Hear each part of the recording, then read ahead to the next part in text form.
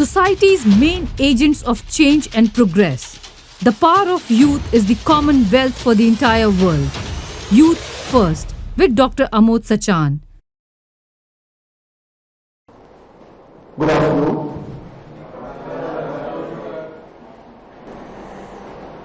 आज हम लोग यहाँ पर इसलिए इकट्ठा हुए हैं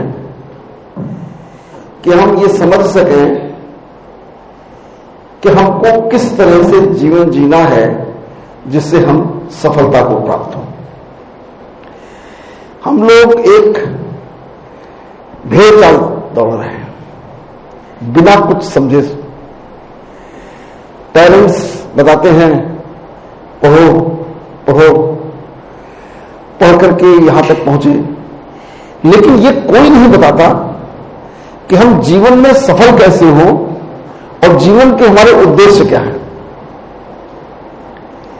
तो जब तक हमको ये नहीं पता चलेगा कि जीवन के उद्देश्य क्या है, लक्ष्य क्या है और हमें जीवन में सफलता कैसे मिलेगी, तब तक हम भटकते रहेंगे।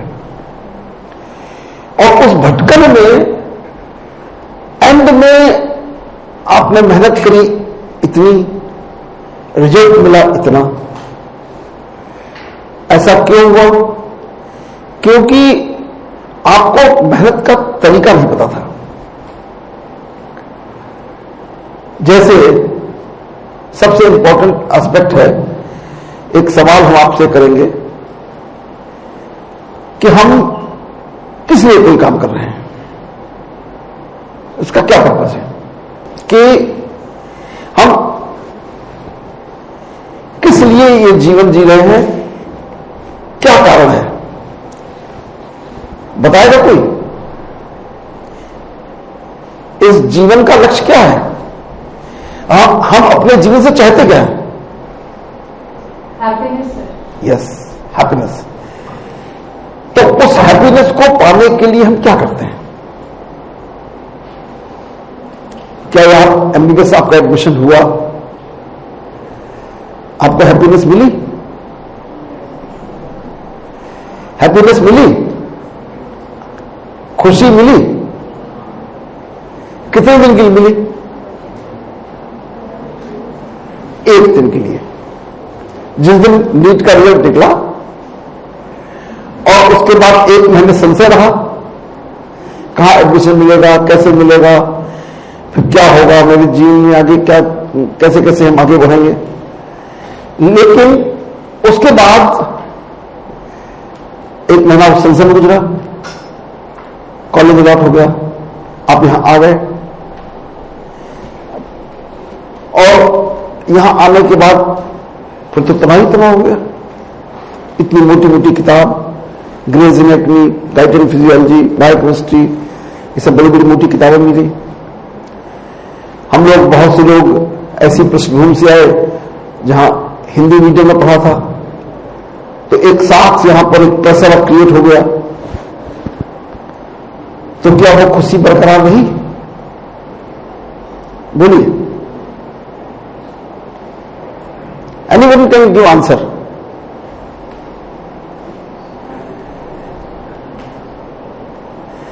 क्या वो खुशी बरकरार रही?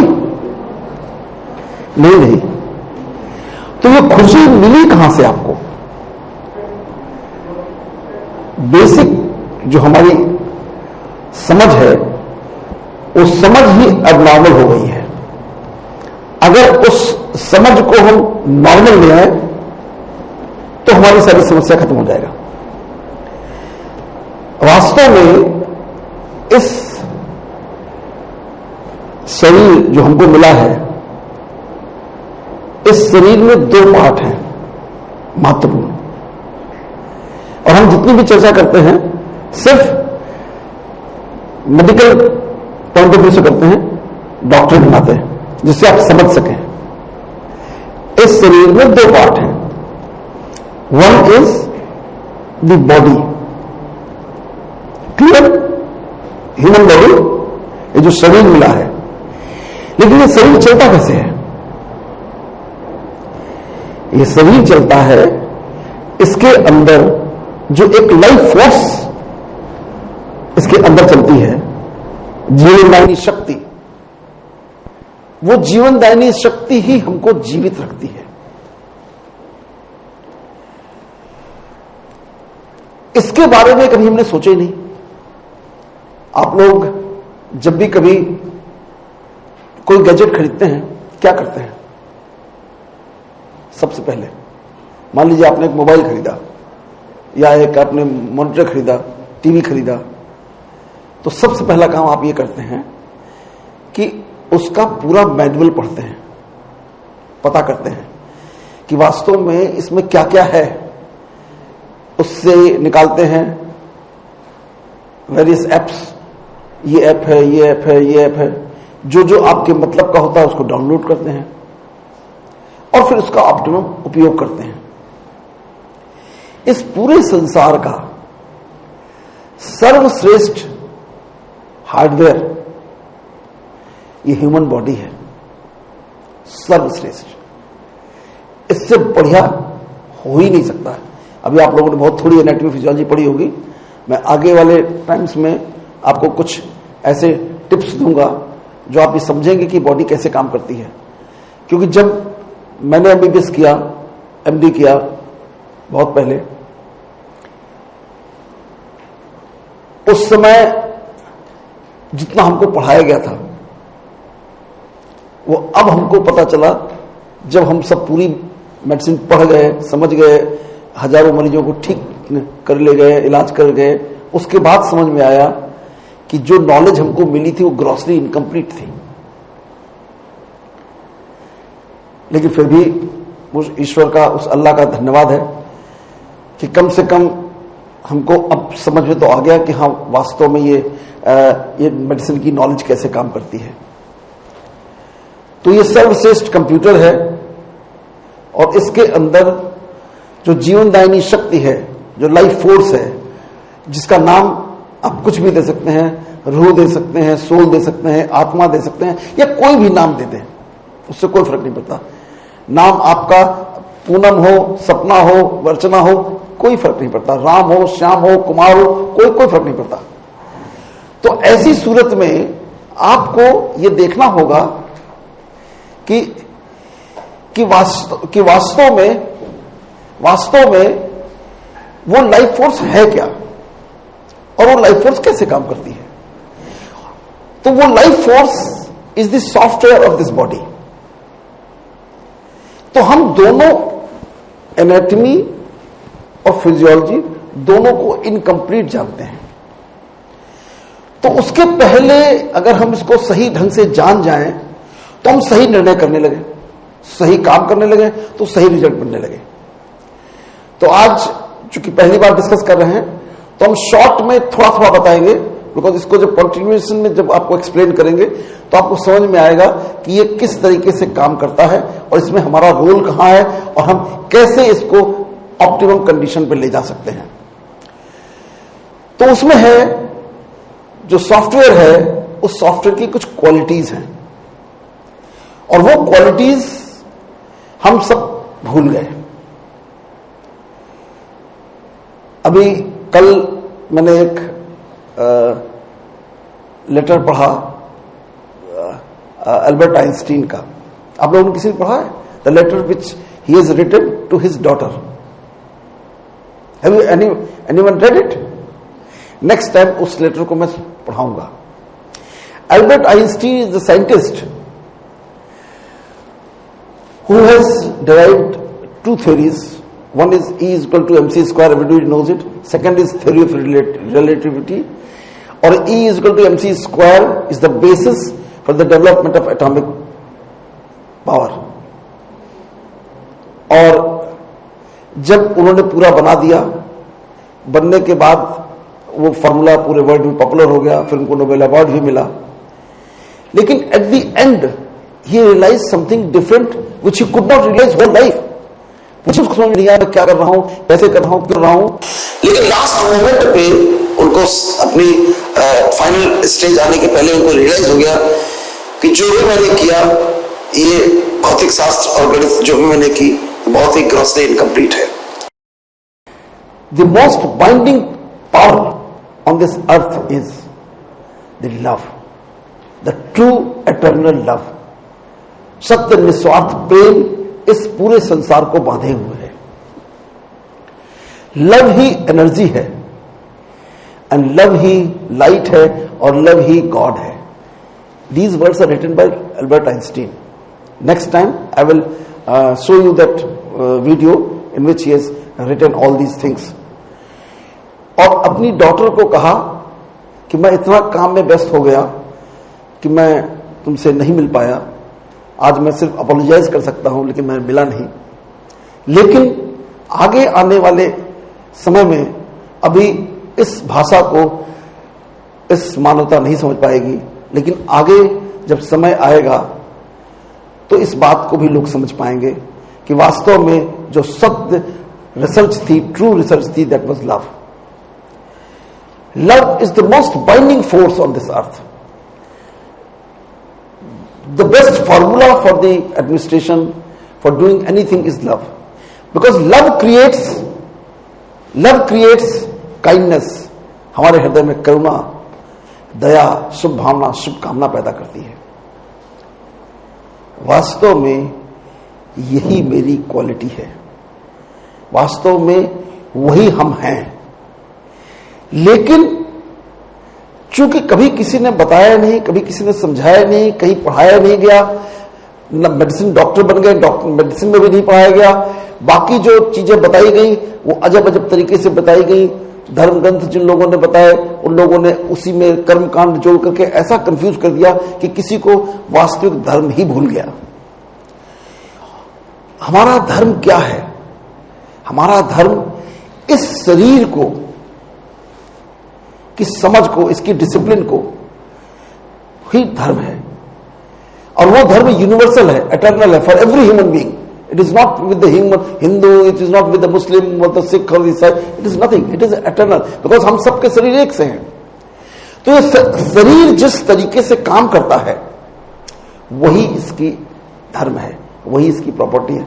कुछ लोग हिंदी मीडियम से पढ़ के आए होंगे तो केमिस्ट्री में कोई भी टॉपिक लेते थे, कोई भी मॉलिक्यूल लेते थे तो उसके लिए कहते थे कि इसके गुण धर्म क्या है. कुछ लोग हिंदी मीडियम के पढ़े हैं, केमिस्ट्री के टॉपिक में कहा जाता है तो गुण धर्म इसके क्या है. तो गुण धर्म, आयरन है उसके आयरन के गुण है, धर्म है. वाटर के उसके गुण है, धर्म है. तो हमारे कुछ गुण और धर्म है. तो जो हमारे धर्म है वो यूनिवर्सल है. उन धर्मों को कैसे हम पालन करें, इसलिए तमाम तरीके के जो पैगंबर हुए उन लोगों ने धीरे धीरे बातें बताई. लेकिन उन सबको हम भूल गए. आज की तारीख में हम जो हमारी निहित प्रॉपर्टी है, जो हमारे गुण है, उसके जस्ट विपरीत चल रहे हैं. और सबसे मजेदार बात यह है कि करीब पूरी दुनिया में 800 करोड़ मनुष्य हैं और उन 800 करोड़ मनुष्य में से कुछ हजार भी नहीं है जिनको ये पता है. कुछ लाख हैं जो समझते हैं मैं सही नहीं चल रहा, मुझे सही चलना चाहिए, सोचना चाहिए, जिससे कि हम अपने आप में वो सब गुण धारण कर सकें. तो कई बार ये कंफ्यूजन लगने लगता है कि ये बात जो कही जा रही है क्या सही है? क्या पूरा संसार कंपटीशन, कंपैरिजन, कट-थ्रोट कंपटीशन, एक जेलसी, हेट्रेड, एंगर, ईगो, इसके चारों तरफ घूम रहा है? ये जानते हो किसकी प्रॉपर्टी है? आप लोग जानते हैं किसकी प्रॉपर्टी है? ये इस शरीर की प्रॉपर्टी है. तो शरीर हमारा पूरा हावी हो गया है. आपका जब परिचय पूछा जाए तो आप यही बताएंगे ना कि मैं फला फला, मेरा नाम है, मेरा ये मेरी डिग्री है, ये मेरी क्वालिफिकेशन है, ये मेरे पिता हैं, ये मेरे माता हैं, ये मेरा घर है, ये द्वार है. ये किसका है? इस शरीर का है. और शरीर जन्म के पहले बाद एक समय आएगा, शरीर छूट जाएगा तो हम क्या खत्म हो जाएंगे? Energy never destroys. एनर्जी एक बार बन गई वो अजर, अमर, अविनाशी है. शरीर के भान में हमारी मृत्यु होती है. यदि हम शरीर के भान से आत्मिक भाव में चले जाएं तो हमारी मृत्यु नहीं हो सकती है. हम सिर्फ ये शरीर छोड़ेंगे. और जब जन्म हुआ था उससे भविष्य में हम किस अवस्था में जाएंगे ये बात हमको अपने कर्मों के द्वारा प्रूव करनी पड़ेगी। तो हमारे गुण हैं प्रेम, करुणा, दया, शुभ भावना, शुभ कामना। ये जब होती है तो होता क्या है हमारे अंदर? तो हमारे अंदर ढेर सारे न्यूरॉन्स हैं ब्रेन के अंदर। मालूम है कितने हैं? 800 बिलियन न्यूरॉन्स हैं ब्रेन के अंदर भरे हुए। और उन न्यूरॉन्स के अंदर स्पीड मालूम है एक एंड से दूसरे एंड तक कैसे ट्रांसफर होता है message? It's a very fast firing. कभी इंटरनेट में खोल के देखना, ब्रेन की फायरिंग दिख जाएगी किस तरह से उसमें ट्रांसफर होता है message from one end to another. It passes from one end to another in 1:10,000 second. एक सेकंड के 10,000वें हिस्से में एक एंड से मैसेज दूसरे एंड पे ट्रांसफर होता है। और वो बनता कैसे है? वो बनता है हमारे थॉट्स से। Thoughts are the most powerful energy on this earth, most powerful energy. और थॉट का क्रिएटर कौन है? उस थॉट के क्रिएटर हम स्वयं हैं। हम अपने आप वो थॉट क्रिएट करते हैं, लेकिन उस थॉट को क्रिएट करते समय कुछ ऐसी मैकेनिज्म बनी हुई है कि आप फिर वही गलती करते हैं दोबारा जो आप पहले कर चुके हैं। तो थॉट कैसे क्रिएट होता है? पूरे दिन आप काम करते हैं, थॉट क्रिएट ऐसे होता है कि कोई भी चीज आपके सामने आई, आप क्लास में पढ़ने गए या कोई व्यक्ति से मिले या कोई परिस्थिति से मिले, तो उसके बाद ये बात माइंड के पास पहुंचती है कि ये परिस्थिति है, ये आदमी हमसे लड़ रहा है, झगड़ रहा है, ये हमसे अच्छा व्यवहार कर रहा है। तो उसकी इंटेलेक्ट उसको गाइड करती है विद द विजडम, जो आपके पास्ट एक्सपीरियंसेस होते हैं। और पास्ट एक्सपीरियंसेस की मेमोरीज होती हैं जो उसको इंटेलेक्ट को गाइड करती हैं, और वो माइंड को गाइड करता है। और माइंड एक्शन करता है, चाहे वर्बल वर्ड्स द्वारा और चाहे हाथों के एक्शन द्वारा। तो जब ये काम करता है उसकी स्पीड बहुत ज्यादा है। एक सेकंड के 10,000वें हिस्से में एक न्यूरॉन एक एंड से दूसरे एंड में चला जाता है।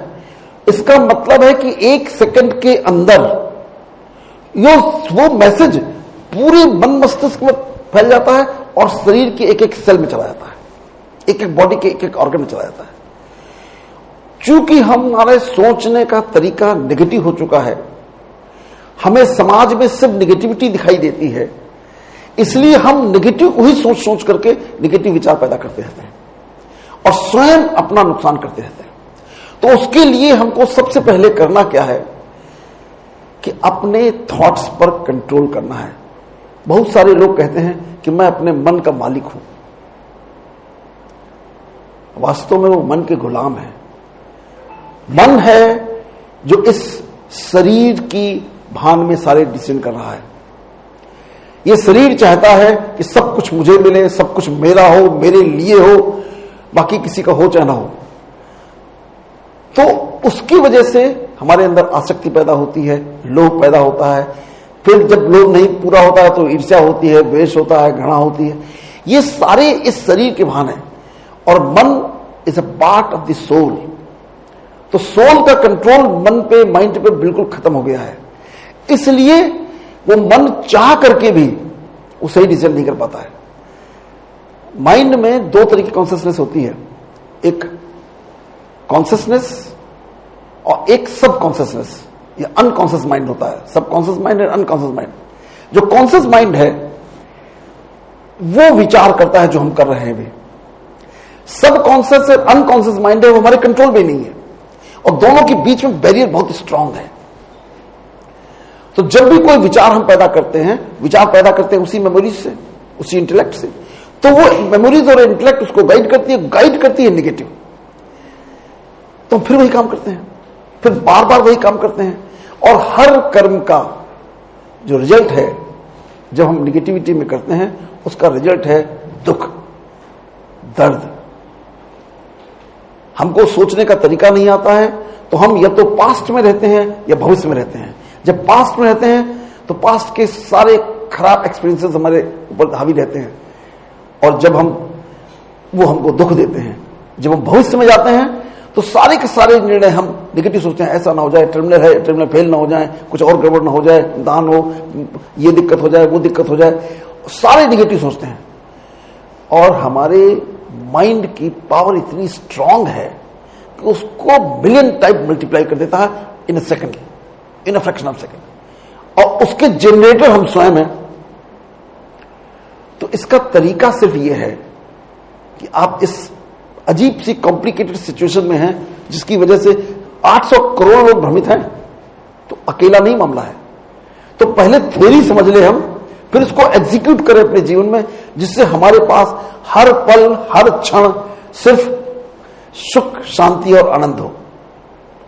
परिस्थिति कोई भी हो, परिस्थितियां बाहर हैं, आएंगी जाएंगी, भटकेंगी, कुछ भी करें, लेकिन मैं अंदर से शांत हो जाऊं, मेरे अंदर किसी का प्रभाव ना पड़े। इसकी प्रैक्टिस करनी है। तो क्या लाभ इसका होता है, ये तो मैंने थ्योरी बताई। इसका फायदा क्या है? इसका सबसे बड़ा फायदा यह है कि आप जब ये न्यूरॉन्स की फायरिंग होती है, बहुत तेज होती है फायरिंग, तो उससे हमारे ब्रेन के अंदर क्लाउडिंग हो जाती है, एक अजीब तरीके की गफलत हो जाती है। और वो गफलत के बाद हमारा थॉट ब्लॉक हो जाता है, तो याद भी नहीं रहता। हम पढ़ेंगे भूल जाएंगे, क्योंकि मन तो कहीं ना घूमता रहता है। आपको किसी को मालूम है माइंड 1 मिनट में कितने थॉट्स करता है? किसी को आइडिया है? 1 मिनट में करीब 25 से लेकर 40 थॉट्स करता है 1 मिनट में। आप बैठे यही हैं, अब तक आपका मन कहां कहां भटक चुका पता नहीं आपको। और एक दिन में लगभग 70,000 थॉट करता है पैदा। आप काम कुछ भी कर रहे हैं, नहा रहे हैं, धो रहे हैं, खा रहे हैं, पी रहे हैं, मन तो दौड़ लगा रहा है। मन कभी सोता नहीं है, माइंड कभी नहीं सोता। रात में भी काम करता है, तभी तो सपने आते हैं। वो 24 आवर, जब से जन्म मिला तब से अंत तक वो लगातार काम करता रहता है। और जितना ज्यादा दौड़ता है उतना ही ज्यादा कंफ्यूजन पैदा करता है। तो हम यदि अपने स्वभाव में आ जाएं तो हम तो उस सर्वशक्तिमान परमपिता परमात्मा अल्लाह के बच्चे हैं, जो इस पूरे ब्रह्मांड का संचालन कर रहा है। हम सबका पिता है, सुप्रीम पावर है, सर्वशक्तिमान है, उसके हम बच्चे हैं और हम इतने कमजोर हैं। ऐसा क्यों? उसका कारण सीधा सा ये है कि हमारी जो सोच है, जो हमारी वाइब्रेशन, थॉट से ही वाइब्रेशन निकलती है, तो हमारी वाइब्रेशन जो है और उस अल्लाह ताला की वाइब्रेशन जस्ट अपोजिट है। वो दूसरी दिशा में फ्रीक्वेंसी है, हमारी फ्रीक्वेंसी दूसरी दिशा में। तो हमारा मोबाइल का कनेक्शन कभी उनसे हो ही नहीं पाता। जैसे मोबाइल है, अब आपकी फ्रीक्वेंसी कुछ है और टावर की फ्रीक्वेंसी कुछ और है, तो उसको कैच ही नहीं करेगा, तो वो बिल्कुल डेड है। तो हम ऑलमोस्ट डेड हैं। हमारी सोल की पावर जो हमने नापी है, उसने पाया है कि 3% है, 97% वी आर नॉट देयर। हमारा ब्रेन सिर्फ 3% ब्रेन काम कर रहा है। अगर 1% भी बढ़ जाता है तो असंख्य संभावनाएं पैदा करता है। और उसको पैदा करने के लिए हमको उन थॉट्स पे अपना कंट्रोल करना होगा। उन थॉट्स में, और थॉट्स के जनरेटर हम हैं, लेकिन चाह करके भी बच्चों हम ऐसा सामान्यता नहीं कर पा रहे हैं। तो उसके लिए हमको सिर्फ एक तरीका है जो हमको अल्लाह ताला ने, नानक साहब ने, कबीरदास ने, रहीम ने, रसखान ने, गीता में, रामायण में एक ही तरीका है, सब जगह बताया गया है कि ध्यान करो, उसका ध्यान करो। माइंड के साथ एक यूनिक प्रॉपर्टी है, उसको समझ लो।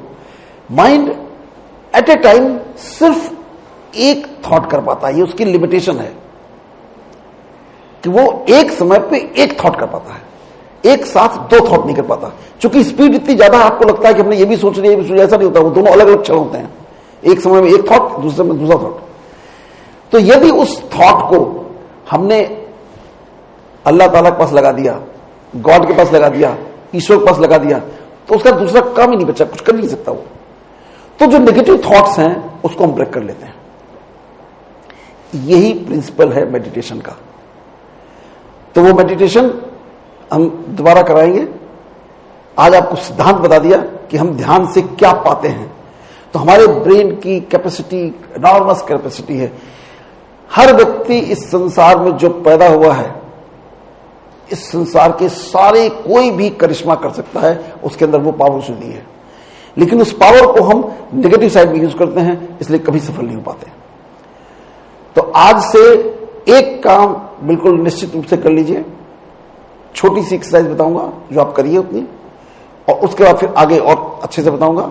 छोटी एक्सरसाइज ये है कि जब भी कभी मन आपका भटके, जब भी कभी मन गलत दिशा में जाए, कोई ऐसी बात कराने के लिए मजबूर करे, तो आप उसी क्षण अल्लाह ताला को याद करने लगिए, ईश्वर को याद करने लगिए, भगवान को याद करने लगिए, गॉड को याद करने लगिए कि वो सर्वशक्तिमान है, मेरा पिता है, मेरे के सारे संबंध उसके साथ हैं।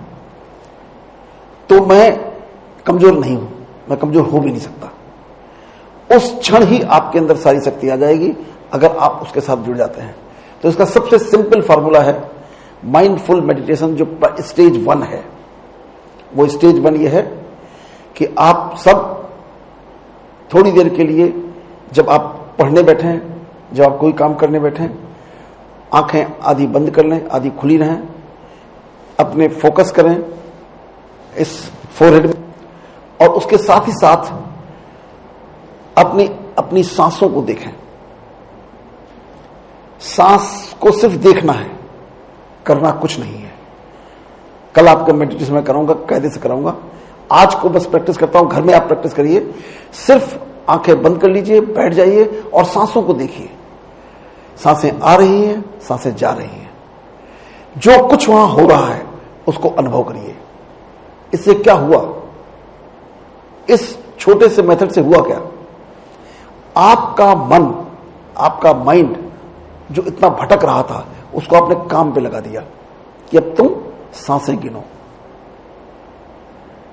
और जितनी देर वो सांसों पर रहेगा उतनी देर कोई विकार पैदा नहीं करेगा।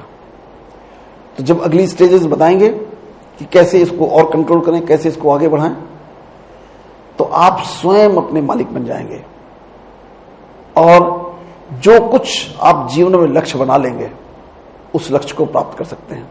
एक बड़ी इंटरेस्टिंग घटना घटती है जब आप अपने मालिक बन जाते हैं कि जो थॉट पैदा करते हैं वो थॉट एक वाइब्रेशन है, और वह वाइब्रेशन इस शरीर के अंदर नर्वस सिस्टम के माध्यम से, न्यूरोट्रांसमीटर के माध्यम से, हार्मोनल सिस्टम के माध्यम से इस शरीर के एक एक ऑर्गन में जाती है, एक एक सेल में जाती है, और वहां पर अपने केमिकल रिएक्शन करती है। वो सारे के सारे थॉट्स हमारे निगेटिव हैं, इसलिए वो सब का सब हमको बीमार करते हैं। इस शरीर में बीमारी को हम रोज बढ़ाते हैं। हम स्वयं बीमारियों के जनक हैं क्योंकि हम नेगेटिव सोच रहे हैं। तो और बाहर एमिट करती है, बाहर भी वाइब्रेशन जाता है स्कल के बाहर, और वो वाइब्रेशन जिस क्वालिटी का वाइब्रेशन होता है उस क्वालिटी के वाइब्रेशन को अट्रैक्ट कर लेता है एनवायरमेंट से। और जो एक थॉट आपने पैदा किया वो कई हजार गुना आपको घनीभूत होकर के उसको फलीभूत कर देता है। तो इसलिए इसके लिए हमेशा चैतन्य रहिए, हमेशा जागृत रहिए कि हमारे कोई थॉट किसी भी परिस्थिति में नेगेटिव ना हो। अगर लगातार प्रैक्टिस की जाए तो हर व्यक्ति ध्यान के माध्यम से अपने को एक साधारण मनुष्य से देवता बना सकता है। यदि कोई सवाल हो, हम इस सीरीज को चालू रखेंगे, आगे भी बताएंगे, और ध्यान करने का तरीका कल करके दिखाएंगे आपको। अभी आज आपको खाली मैंने बताया है, फिर कल करके दिखाएंगे तो आपको अच्छे से समझ में आएगा। यदि किसी का कोई सवाल हो, जितना अभी आज डिस्कस किया, तो यू कैन आस्क। नाम बताइए अपना पहले। माय नेम इज श्रीवान, और मेरा क्वेश्चन ये है कि क्या हम लोग मेडिटेशन के थ्रू अपना मेमोरी पावर और कंसंट्रेशन को इंक्रीज कर सकते हैं, और ये में किस तरीके से हेल्प करता है स्ट्रेस को कंट्रोल करने में? बेटे, अभी मैंने आपको 1 मिनट पहले बताया कि ये थॉट्स हैं जो पैदा होते हैं। हर पल थॉट, ये सवाल भी आया, ये भी एक थॉट है आपका। ये थॉट हमारे, जब भी हम सोचते हैं, जब भी काम करते हैं, तो हमेशा comparison, competition, anger, ego, hurt, इसके रहते हैं। फियर के रहते हैं। तो ये जो थॉट्स हैं, ये इसकी फायरिंग होती रहती है ब्रेन के अंदर, तो हमको कोई भी समझ में नहीं आता है, जो पढ़ते हैं वो भी याद नहीं रहता है। तो इसके लिए जब हम थॉट को एक जगह फोकस कर देते हैं, माइंड को कह देते हैं तुम ये काम करो, अब कोई थॉट नहीं पैदा हो रहा, थॉट सिर्फ सांसों को देखो। अब जब सांसें देखना उसने चालू कर दिया तो कोई थॉट ही नहीं है, ना हमें अच्छाई करना, बुराई करना, किसी से लड़ाई करना, झगड़े का कोई थॉट नहीं, सिर्फ सांसों का थॉट है। तो वो जो फायरिंग हो रही थी वो एकदम खत्म हो जाती है। जब वो खत्म हो जाती है तो काम एंड क्वाइट एंड पीस पैदा हो जाती है।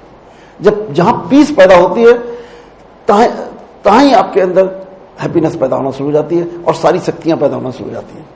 वो आगे स्टेप में बताएंगे, लेकिन only method by which we can increase our intellect, we can increase our thinking process is dhyan. तो अभी सिर्फ आपको सिंपल सा बताया, आप घर पे बैठिए थोड़ी देर के लिए, 5 मिनट 10 मिनट, और सिर्फ सब जगह से ध्यान हटाकर सिर्फ सांसों को देखने का काम करना है। आंख बंद करके अनुभव करिए, सांस आ रही है, सांस जा रही है, सांस यहां पर टच कर रही है, सांस वहां जहां पर टच कर रही है उस जगह को देखें, वहां कैसा अनुभव हो रहा है वो करके देखें। तो ये जब आप करने लगेंगे तो ऑटोमेटिकली धीरे धीरे आपका फोकस एक जगह पर हो जाएगा। और ऐसी कोई चीज नहीं है, इस संसार हमारे पिता का है, मोटे तौर से कहते हैं, जैसे कहते हैं ना मेरे बाप की जागीर है, और हम उसको ले नहीं पा रहे क्योंकि हमारे चारों तरफ इतनी विकारों की मोटी मोटी लेयर्स फैली हुई हैं जो उस करंट को इस करंट से मिलने नहीं दे रही है, इसलिए हम इतने कमजोर हैं। जिस क्षण हम उससे मिल जाते हैं, that is the time of enlightenment. जिन लोगों को एनलाइटमेंट मिला वो इस पूरे ब्रह्मांड के मालिक हो जाते हैं। जो ईश्वर, जो मेरा पिता, वैसे हम हो जाते हैं। अभी हम उससे बिल्कुल कटे हुए हैं, इसलिए इतने वीक हैं, इतने कमजोर हैं। तो हमको वो सारी शक्ति प्राप्त करनी है, वो सारे गुण प्राप्त करने हैं जो मेरे ही पिता के हैं, किसी और के नहीं है। और मेरा सब कुछ जो ध्यान है सब साइंस है। हम कोई ऐसी बात नहीं बता सकते जो हम खुद स्वयं नहीं एक्सेप्ट कर सकते। हमसे कोई कहे कि फला मंदिर में चले जाओ और वहां उस देवता से प्रणाम कर दो और तुमको सब प्राप्त हो जाएगा, तो मैं नहीं कर सकता। मैं जानता हूं नहीं होगा, कुछ नहीं होता है। मंदिरों के अंदर बाहर जितने भिखारी बैठे हैं उससे बड़े भिखारी मंदिर के अंदर बैठे हैं। मैं किसी मंदिर नहीं स्वेच्छा जाता हूं, कोई प्रेशर हुआ, कुछ हुआ, चले गए, बात लगे। मैं मंदिर है क्या? मन के अंदर मंदिर है। मंदिर में लेके चलता हूं अपना, और उसके अंदर ही जाना है, हर एक के पास है। तो उसको पवित्र बनाना है, उसको प्रेम से भर देना, उसको करुणा से भर देना, दया से भर देना, सुख शांति आनंद से भर देना है। वो उसको भर देंगे सब, उसके बाद बाकी सब पावर अपने पास है, वो सब मिल जाएगी। तो इसलिए आज से ही आप लोग प्रैक्टिस शुरू करिए। और मैं समझता हूं आप लोग भाग्यशाली हैं कि ईश्वर का ये संदेश आप लोगों को इतनी कम स्टेज में मिल गया। मुझको 50 साल की उम्र में मिला, आप लोगों को अभी मिल गया। You are fortunate. एंड जिसको मिलता जाएगा, जो जुड़ता जाएगा, वो अपना कल्याण करता जाएगा। तो सबका कल्याण हो, सब खुश हो, सबका मंगल हो। Thank you. ओम शांति।